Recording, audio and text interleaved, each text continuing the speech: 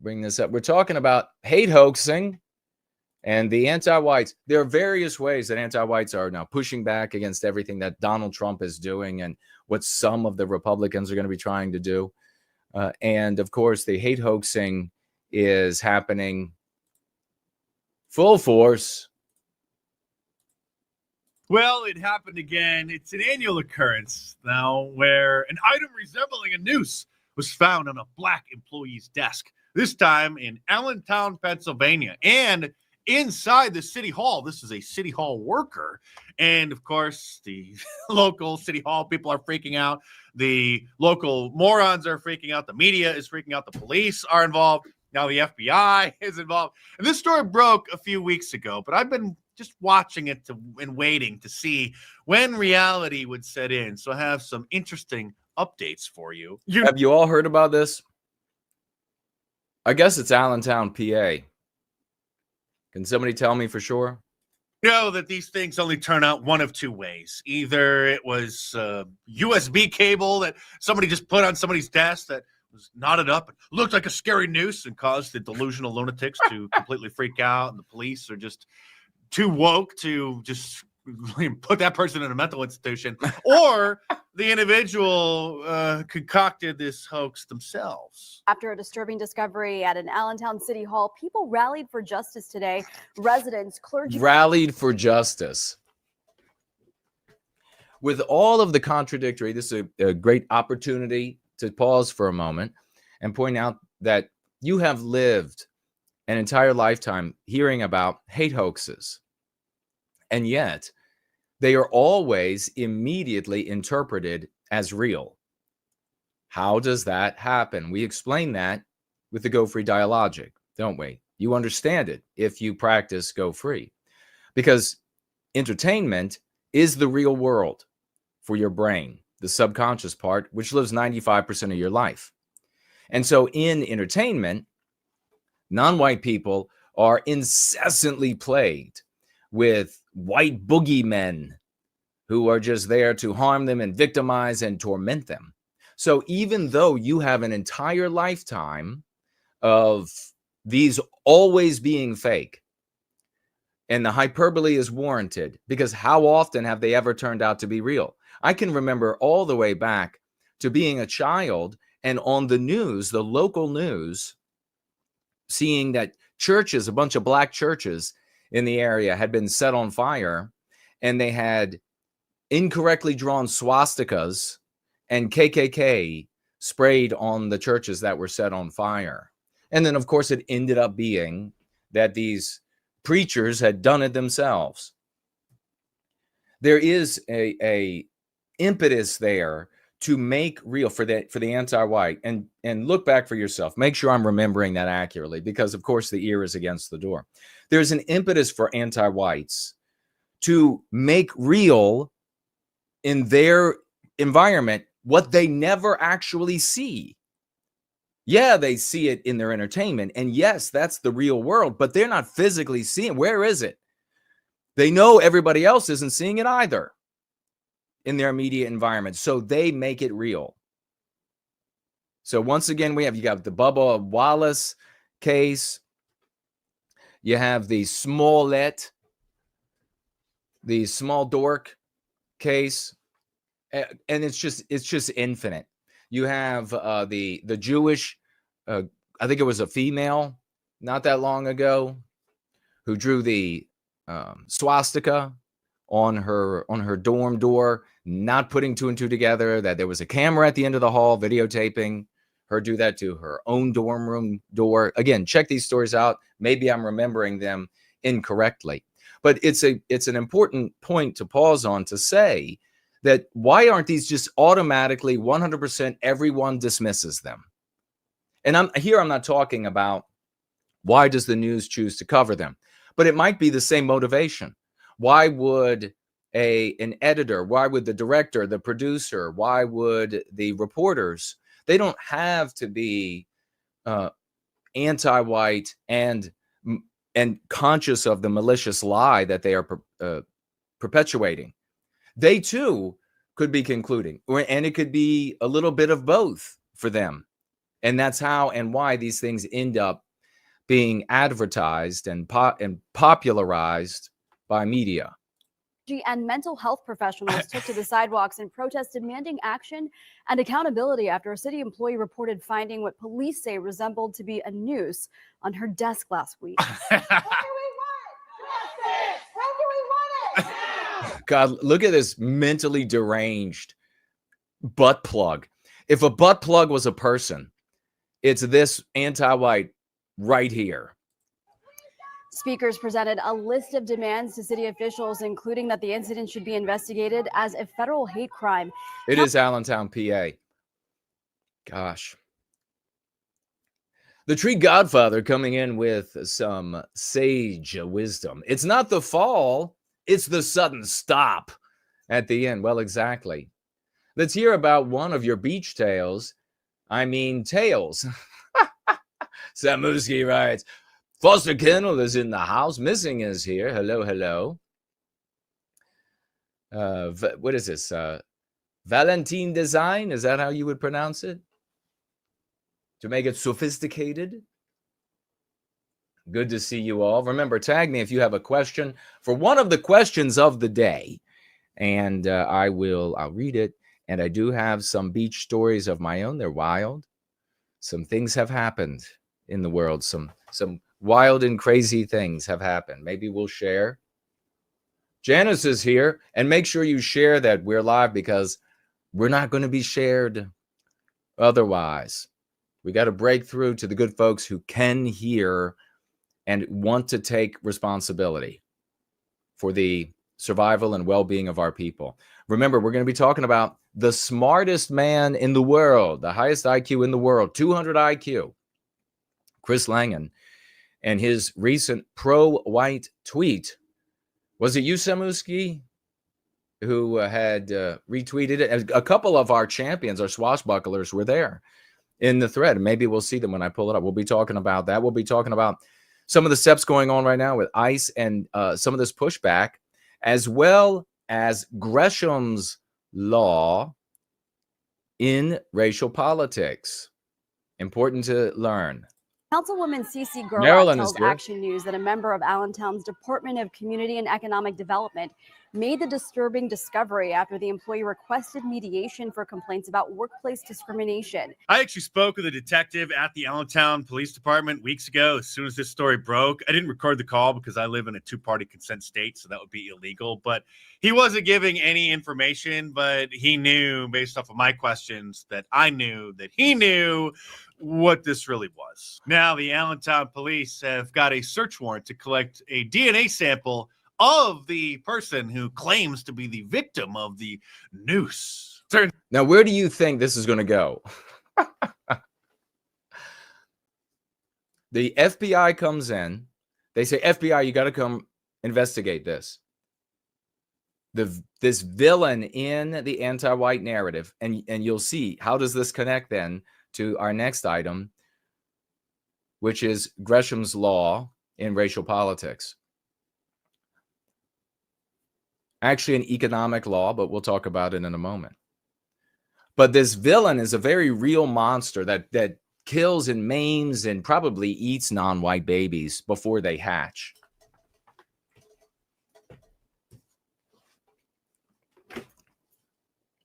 But the FBI comes in and says, all right, well, the only way we're going to investigate this, obviously there are no cameras, so we're going to have to get DNA.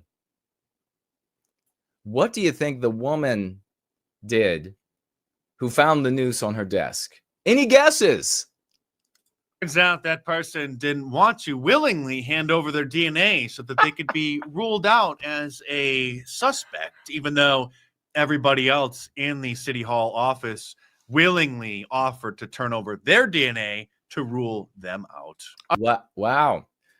So the woman here, I believe it's a woman, who made the claim that there was a noose placed on her, of course, another government employee. And it's all government employees that are fighting back. And you'll find we got an item here where Fong was her name. An apparatchik in the deep state in Washington, D.C. said, I'm not leaving. I don't care if he fired me. Donald Trump fired her. And she left. She was escorted out of the building. But we'll get to that. It's coming up. But this woman, the FBI shows up, and she thinks it's going to be a cakewalk. Get to make a little report about the evil of the white race. Come to find out, she didn't want to give her DNA for them to investigate. Every single other person in the office did. What do you think happens next? On January 15th, an FBI agent interviewed the employee. Throughout the interview, the agent noted several vague statements and deceptive answers that raised concern in the investigation. Shortly after the interview, the city employee called the agent and requested that the FBI discontinue the investigation into who put the noose on her desk. One of the questions I asked the detective was if it's discovered that this individual planted it themselves, if they would be charged with filing false police reports and making false statements to the police. And his answer was that would be up to the district attorney. So if we have a George Soros DA, and if this turns out to be a hoax, which obviously it looks like it is, then the DA is not going to actually press charges, and this is just going to quietly go away. And that's what's going to happen. Unfortunately, charges should be filed. Why? Because if it is a hate crime, which 99.9% of the time is only ever used against white people, very rare that hate crimes are placed against non-white people. And in a majority of those, and you can check it out for yourself, make sure I'm right, majority of those, it's non-white on non-white, not non-white on white. So the vast majority of the time, the charge is applied to white people. And then the remainder of that time, the majority of that time, it's a non-white on non-white person when hate crime charge is filed. Why shouldn't it be a hate crime if it's a hate crime to say that some white person put a noose on my desk? Isn't it a hate crime?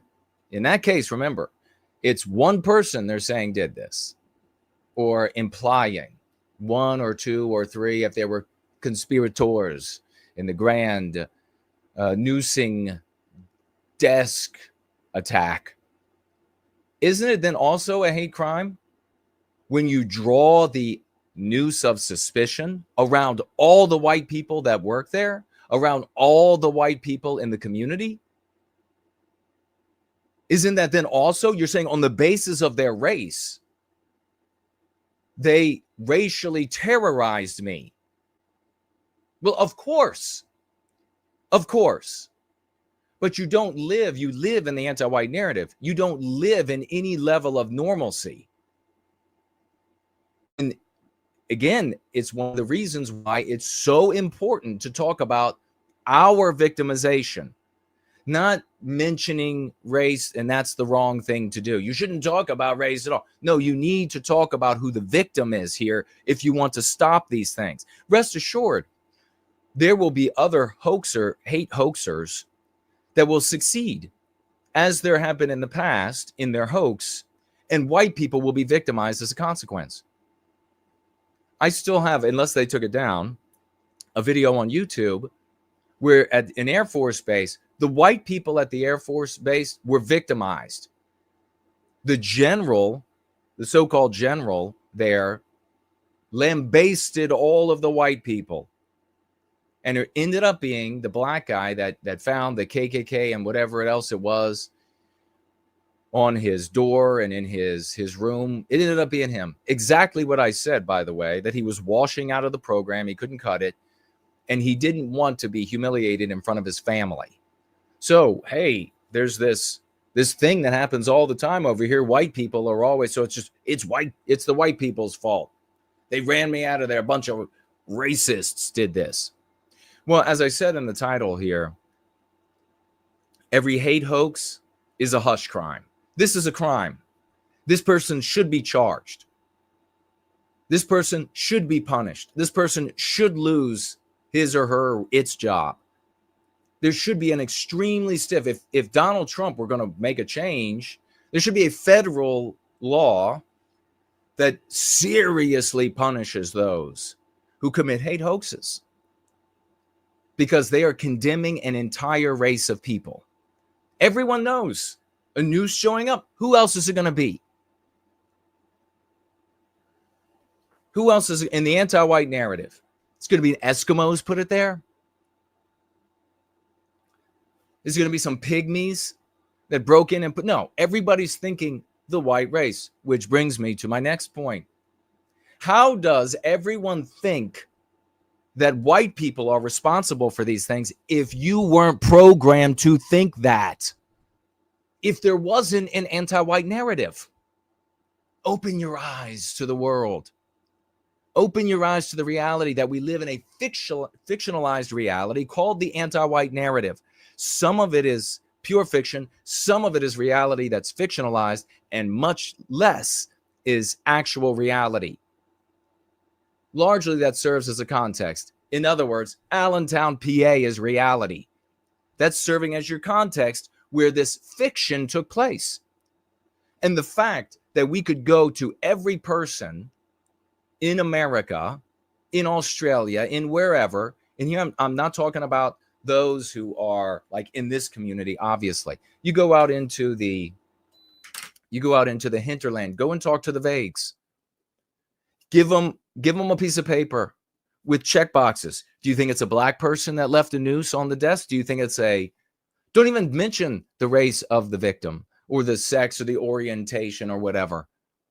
You know that 99+% of them are going to check white guy every time, which tells you that they are living their lives in their subconscious mind, where entertainment is reality. Because if there was no subconscious mind that was unable to discern the difference between reality and fiction, then every single person would say, where's the checkbox for hoax? Because they've all lived that. They've all seen that with their own two eyes. Since we're in the anti-white narrative and anti-whites dominate the news and entertainment media, this actual hate crime against the totality of the white race is now a hush crime. This isn't going to be talked about. I mean, King Dice is covering it. God bless him. Big salutes to King Dice. But this is just local news in Allentown, PA. No one else is going to be hearing about this. Because in the anti-white narrative, that which contradicts anti-whiteism and the anti-white narrative is buried underfoot, is hidden, is quarantined to Allentown. And you know what? The majority of people in Allentown are not even going to learn that it's a hoax, a hate hoax. They're not even going to learn it because the news is not going to present that. King Dice here went and made the calls to the detective, the lead detective, and that's how he got the information. If they do any news on it, and we've seen this over the years, like in the newspaper, bury it in the back somewhere. Bury it deep in the second third of the paper in a little blurb. Everyone will read about the news showing up on the desk of the employee in the Allentown government, and that will be what they remember. Why? Because that will comport with their bias that they've been given by what? The anti-white narrative. So they learn in the fiction that this kind of thing happens all the time. They see it in the news reportage. This is why I always refer to them as news and entertainment media. That's why I always talk about them together. They're the same thing. There's a breadth of difference between the two. Just like there's a breadth of difference between a court historian and a rag like the Inquirer. There's no difference. Where's Wallace? Where's George Wallace? So a breadth of difference, a hair's worth of difference between the two.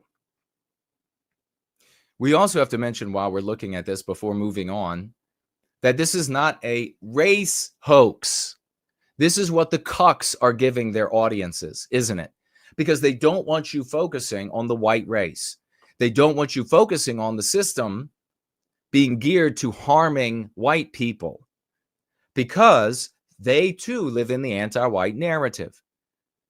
And in the anti-white narrative, it is immoral to object to the victimization of white people as a people. You can object to the victimization of a white person without mentioning that they're white. But you can't mention, without being immoral, which again tells you that there is an anti-white narrative, that there is an anti-white immoral imperative that is the social morality of the West. Because you feel hesitation in talking about the victimization of white people as a people. These are really important points. Now, in some cases, conservative content creators who will say race hoax as though it turned it into an abstraction for the abstraction cowards they are. In some cases, there are indeed harder core anti-white backers or bosses, editors that say, no, you're not going to say hate hoax anymore. Why? Because hate you immediately associate with the white race. So when you hear hate hoax, the average vague, the vague out there immediately understands that it is a fictionalized attack of hatred. And when they see and they know and they understand or suspect who the so-called victim was, a non-white, they then know they can infer that the so-called attackers' actual victims are the white race. Just think of, little Benny telling Matt Walsh not to use anti-whiteism anymore, which is what happened. So there are cases like that. But in most cases, it's white people self-regulating, self-policing. They know it's immoral to defend white people, and they feel much more comfortable than using an abstraction. Anybody can do it to anybody else, and it's just another when it's not happening any other way. It's not. So we have to stay firm. When somebody uses race hoax, we got to say it's a hate hoax, and they are lying about the white race because they're anti-white. That's what we need to remember. King Dice bringing you the news, ladies and gentlemen.